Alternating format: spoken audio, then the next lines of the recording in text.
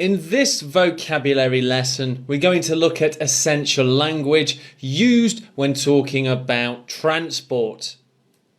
Going through the list, we have long haul, the underground, motorway, congestion, carpool, traffic jam, transit, and emissions.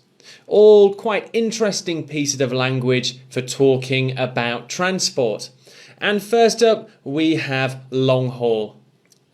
80% of the time when this phrase is used, it's used to discuss a long flight. A long haul flight is probably considered something over 8 or 9 hours long. Usually it means around sort of 11, 12, 13, 14 hour flights. Here are some examples. Due to my parents' work, I often spent a lot of time on long haul flights.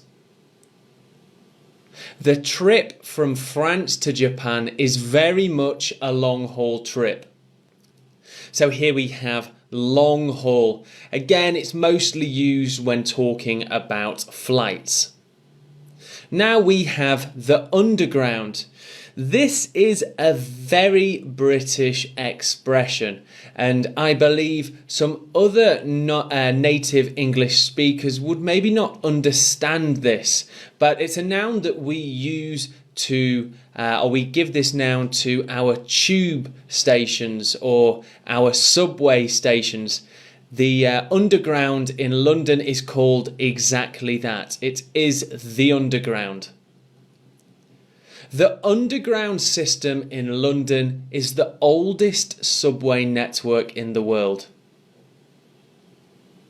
Although the underground is useful, it can be quite expensive. Very true. Let's move on to our next piece of vocabulary, which is motorway. In American English, it is actually called a highway, but in British English, we use this word motorway, and it is used to describe a long piece of road where cars can travel very fast. Over half of adults spent more than 50% of their commute driving on the motorway. Again, that looks like a task 1 IELTS writing task 1 type sentence. There was a lot of traffic on the motorway this morning, and I've highlighted that word traffic. Traffic is an expression we use to talk about many cars together where you can't drive quickly and you're stuck. Okay, moving on, we have congestion.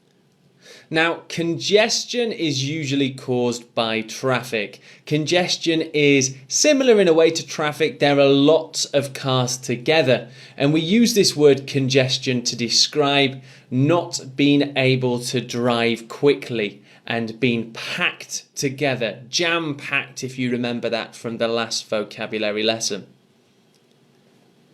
Due to congestion, many people in Manchester now bike to work.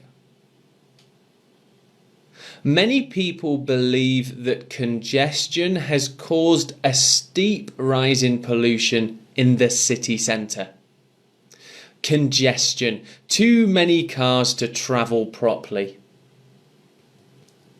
This phrase carpool refers to a group of people, occasionally strangers, who decide to share one car to go somewhere. There may be 2, 3 or 4 passengers in the car, and they will share the money for petrol and fuel, and they may also share driving. I once travelled to Spain in a carpool where we shared fuel costs and driving. In the last decade, many people are choosing to commute by carpool to save money. And here we have traffic. This is a commonly used expression to talk about a road that is too full with cars, too much traffic, which means that cars are not moving at all. Roads in Australia are very organised and generally have less traffic jams. I must admit I absolutely hate being stuck in a traffic jam. And next up is transit. Transit simply means to travel to somewhere. Graham is currently in transit and should arrive here sometime tomorrow morning. Due to damages to roads, there was delays in transit systems over the weekend.